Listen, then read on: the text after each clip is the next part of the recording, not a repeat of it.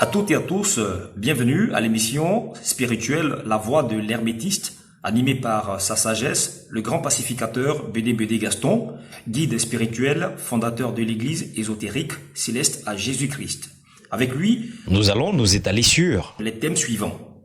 Origine et pouvoir de la Kabbale de Moïse, quand et pourquoi Jésus est devenu Dieu. Mais avant, il va nous donner les objectifs de la création de sa communauté religieuse. Bonjour à vous. Bonjour. Vous allez vous présenter à toutes les personnes, à tous les internautes qui vous suivent. Bonjour. Effectivement, je suis Sa Sagesse, le grand pacificateur BD, guide spirituel, fondateur de l'église ésotérique Céleste à Jésus-Christ. Mais avant tout propos, permettez-moi de m'adresser au Tout-Puissant, le Seigneur de Lumière. Mon Dieu, Dieu vivant de l'église ésotérique Céleste à Jésus-Christ. Gloire, honneur et majesté te soient rendus d'éternité en éternité. Grand Seigneur Jésus-Christ, le Gosse manifesté à sa plus haute fréquence vibratoire, je te remercie pour cette noble œuvre que tu as envoyée à toute l'humanité entière à travers moi. Fasse en sorte que, comme la Bible croit en ce moment précis, que cette œuvre croisse sur toute la terre entière, et que les humains prennent conscience de leur mission véritable. Que le Seigneur de Dieu Tout-Puissant, le nom du Seigneur de gloire, soit magnifié à jamais.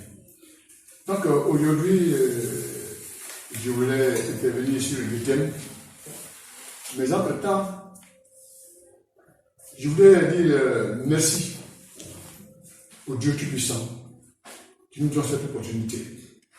Merci aux 10 ans de plein de lumière qui président à l'humanité de la Terre, à l'énergie cosmique, par actuellement à l'endroit de ceux qui pratiquent la Kabbale. Je voudrais aussi dire infiniment merci aux 112 anges servants, qui sont les 112 souffles de l'Éternel, que Dieu a mis à notre disposition pour nous aider à évoluer sur la terre des hommes dans la voie du christianisme. Ok. L'objectif pour lequel le Christ, Jésus le roi, de lumière, le plein des initiés, m'a confié cette mission noble, c'est de faire prendre conscience à tous les humains, particulièrement à ceux qui étudient la Bible sous toutes les formes, qu'ils soient fidèles ou chefs religieux, mais ceux qui étudient la Bible et qui la lisent. Car Jésus a dit à un moment donné dans ses enseignements, vous lisez les Écritures, mais vous ne les comprenez pas. Le temps vient où ce qui est caché sera révélé. Ces paroles de Jésus qu'il a laissées dans le temps aux grands initiés, les docteurs de la loi et la foule qui le suivait. Ces paroles sont d'actualité. C'est pour cela que je suis venu dans ma présente incarnation aider les humains, sans distinction de langue, ni de race, ni de religion, ni de sexe, pour pouvoir prendre conscience de la mission de l'État qui nous a assignée. Donc, comme annoncé, le premier thème sur lequel je vais intervenir, c'est sur le pouvoir de la Kabbale de Moïse. Qui est Moïse? On nous a fait lire et entendre dans l'Ancien Testament que Moïse est né et après sa naissance, il a été récupéré dans la famille du Pharaon. Il a passé pas mal d'années jusqu'à ce qu'il devienne un homme adulte. Et il a même été initié au mystère sacré de l'enseignement pharaonique. Après cela, comme le hasard n'existe pas, tout ce que Dieu fait est bon. Il s'est fait que pour une erreur que Moïse a commise en tuant un servant du Pharaon, Moïse ayant eu écho que l'action qu'il venait de poser en tuant un serviteur du Pharaon, de peur d'être réprimé, d'être puni, pour ainsi dire, Moïse s'est sauvé. Il avait déjà un âge environnement de la quarantaine. C'est ici Moïse a quitté la cour du Pharaon. Mais il ne faut pas perdre de vue que Moïse, je dis bien, a été initié au haut niveau de la pratique de l'enseignement mystique du Pharaon. Quand Moïse a quitté l'Égypte, il s'est enfui pour aller chez Jéthro. La Bible ne dit pas qui est Jéthro. Jéthro, entre parenthèses, c'est un noir, mais un grand maître. Et Moïse a déjà écho des pouvoirs et de la nature spirituelle chez ses maîtres. Moïse y est allé. Il est allé chez Jéthro. Et chez Jéthro, il a épousé une des filles de Jéthro, avec laquelle il a eu des enfants. Et par la suite, le temps que Moïse passait chez Jéthro, je vous ai dit que Jéthro c'est un grand maître. Mais la Bible ne le dit pas. Jéthro a donné des initiations, des grandes initiations sur la Kabbale à Moïse. Mais entre parenthèses, sur la Kabbale, c'est un peu trop dit parce qu'en ce moment, Moïse n'a pas encore reçu l'enseignement kabbalistique. Donc, Moïse a reçu des enseignements initiatiques chez Jéthro. Après y avoir passé beaucoup de temps chez Jéthro, Moïse a reçu le conseil suivant. Jéthro a dit à Moïse, son gendre, maintenant que tu as fini de recevoir l'enseignement sacré, l'enseignement initiatique, mystique et divin à la fois, de moi, je te conseille d'aller en Chaldée. La Chaldée, c'est dans l'actuel Irak. Donc Moïse, si vous suivez bien mon développement, Moïse, quand il était chez le Pharaon, il a reçu une initiation. Chez Jéthro, il a reçu une seconde initiation. Il va recevoir une troisième initiation. Après, qu'il sera parti de la maison de Moïse pour aller en Chaldée. C'est en Chaldée, il a reçu des enseignements. C'est en Chaldée, on a commencé à parler de la création, qui sont des métaphores, Adam et Ève, Abel, Caïn et autres. Mais entre-temps, Moïse a été initié en troisième phase chez les en Chaldée. Après cette initiation, Moïse a passé environ 15 ans en Chaldée, au moins 15 ans. Il est revenu chez Jéthro. Pendant qu'il paissait, c'est-à-dire pendant qu'il faisait paître le troupeau de Jéthro au mont Sinaï, l'ange de l'Éternel, comme nous sommes dans la Kabbale, cet ange, c'est le Seigneur de gloire et de lumière, l'ange Métatron, le chef de l'archange dans l'affaire des séraphins. Et en même temps aussi, Dieu parlait à la fois à Moïse au mont Sinaï, pendant que Moïse faisait paître le troupeau. Là, il dit à Moïse, Moïse,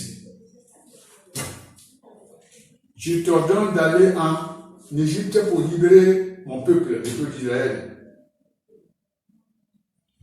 Alors Moïse dit, bon, maître, je vais pas la phrase.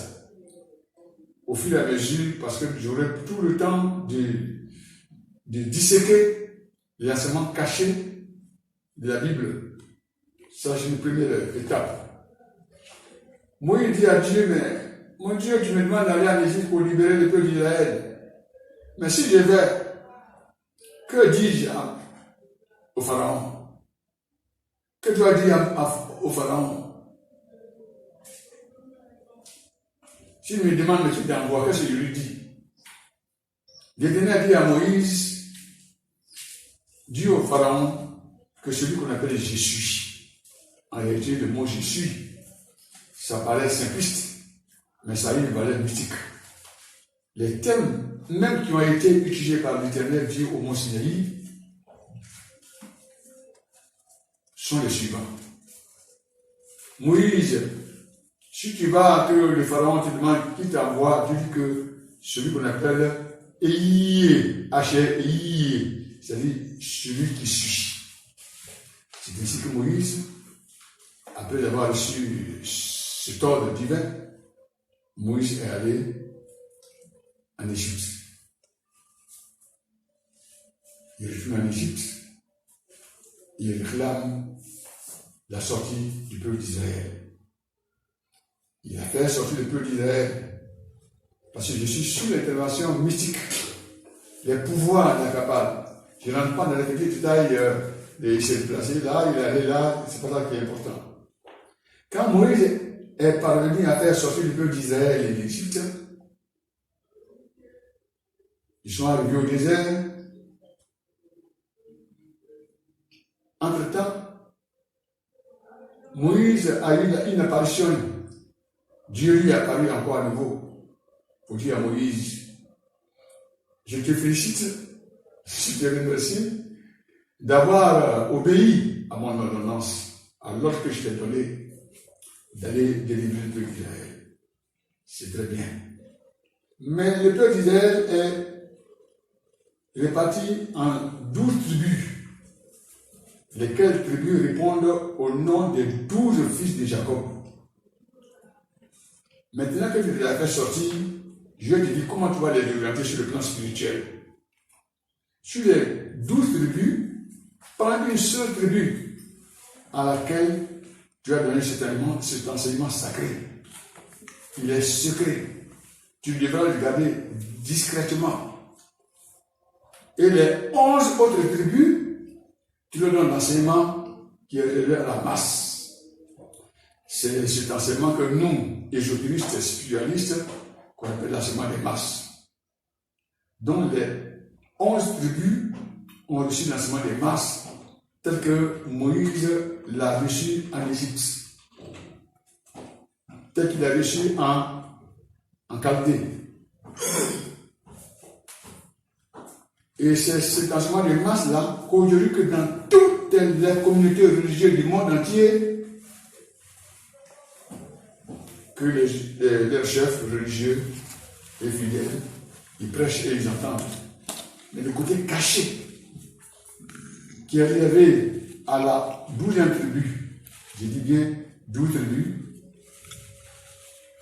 11 tribus qui reçoivent l'enseignement des masses, la 12e tribu qui est la tribu de Lévi, qui reçoit l'enseignement sacré. L'enseignement sacré, secret. C'est cet enseignement-là qui a été appelé Kabbalah. Kabbalah veut dire enseignement d'une manière orale, d'une manière traditionnelle, transmis de bouche à oreille. En fait, la Kabbale, c'est un legs. Tous les humains, sans distinction de langue, ni de race, ni de tribus, ni de religions, sont tenus d'évoluer, de s'épanouir sur la base des pratiques d'enseignement sacré que Dieu a donné à Moïse.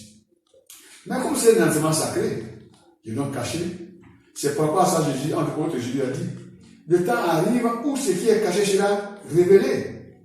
Bien sûr, concernant la vie de Jésus lui-même, mais aussi ce que je suis en train de révéler. Parce qu'aucune communauté religieuse chrétienne, aucune communauté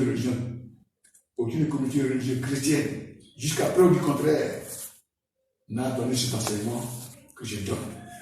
Donc, je suis le seul, la seule voie du christianisme sur le plan religieux à donner cet enseignement-là. Donc, de ma présente incarnation, moi, sa sagesse, le grand pasteur de DVD, j'ai pour devoir d'éclairer tous ceux qui lisent la Bible, même ceux qui ne la lisent pas, mais particulièrement ceux qui l'utilisent comme un document de base. C'est donc, pour percer le mystère de la Kabbale, je vous donne un peu quelques idées. Quand on parle de Kabbale, on parle déjà de l'arbre kabbalistique. Dans l'arbre kabbalistique, nous avons 10 centres d'énergie qu'on appelle les séphirotes. Dans les 10 centres-là, il y a au moins chacun des centres énergétiques qui sont des séphirotes gouvernés par un chef. Et dans chaque centre, il y a un chef qu'on appelle les archanges. Mais je ne vais pas vous dire le nom maintenant ici. Mais quand vous serez venus, parce que c'est mon objectif, le tout n'est pas de me faire entendre, mais le tout c'est mon objectif, c'est de vous rencontrer pour que vous veniez recevoir l'enseignement pratique, sacré, secret de la Kabbale. On ne peut pas parler des 10 ans de prince sans parler des 72 anges servants. C'est par rapport aux 72 anges servants que le Seigneur Michael, quand il a rencontré Jésus, il a dit à Jésus que je suis le chef d'armée de Dieu. Donc, l'objectif de la Kabbale, c'est vous permettre de prendre conscience, les gens prennent conscience qu'il y a en nous des pouvoirs qui sommeillent. Il faut les éveiller. Pour que nous puissions nous-mêmes résoudre nos problèmes par nous-mêmes. Il y a un dicton chinois qui dit autant apprendre à pêcher à celui qui attend du poisson de vous, plutôt que de passer le temps à lire le poisson, dont le guide que je suis. J'ai pour devoir de vous apprendre à vous prendre en charge. Il se met en vous une lumière, une étincelle divine, une flamme divine. Si nous prenons conscience de cela, c'est bien une bonne chose. Mais je dis bien, le tout n'est pas de prendre conscience qu'on a le divin en nous.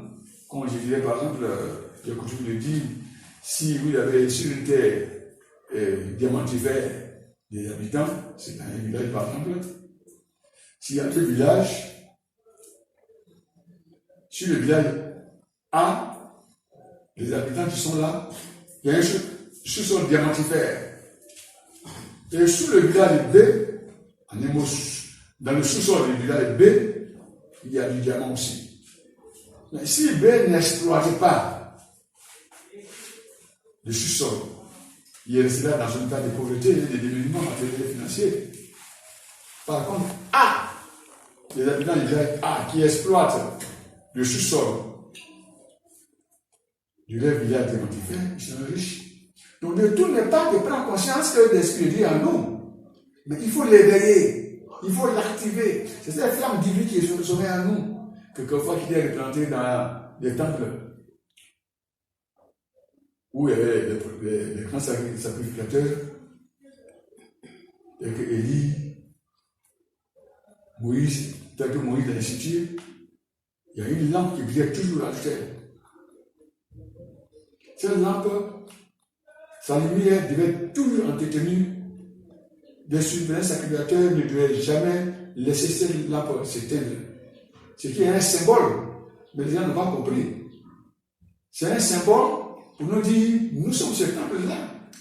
Et cette lumière qui se met en nous, nous devons faire en sorte que nous puissions l'activer en permanence. Mais surtout qu'elle devienne une grande flamme. Voilà du côté de la Kabbale. Dans la Kabbale, que je viens vous enseigner, je ne suis pas un maître, je ne suis pas un évangéliste, je ne suis pas un prêtre, je suis serviteur du Éternel, mais pacificateur. Pacificateur vient du mot paix. Parce qu'en l'être humain, il y a toujours un conflit. Le côté négatif et le côté positif. Les ténèbres, la lumière et tout cela. Donc, nous devons travailler pour tuer en nous ces bêtes intérieures par la pratique de la Kabbale. Donc, d'une manière brève, j'ai dit, bien, nous aurons le temps. J'aurai des milliers et des milliers de vidéos d'enseignements à vous donner sur toute la Bible afin de pouvoir vous aider. Voici le premier thème sur lequel je voulais intervenir et je vous dirai merci. J'ai dit encore merci aux 112 entités divines. J'ai dit merci aussi aux 10 divinités qui président à la destinée de toute l'humanité entière. Merci à toutes et à tous d'avoir suivi la première partie de cette émission.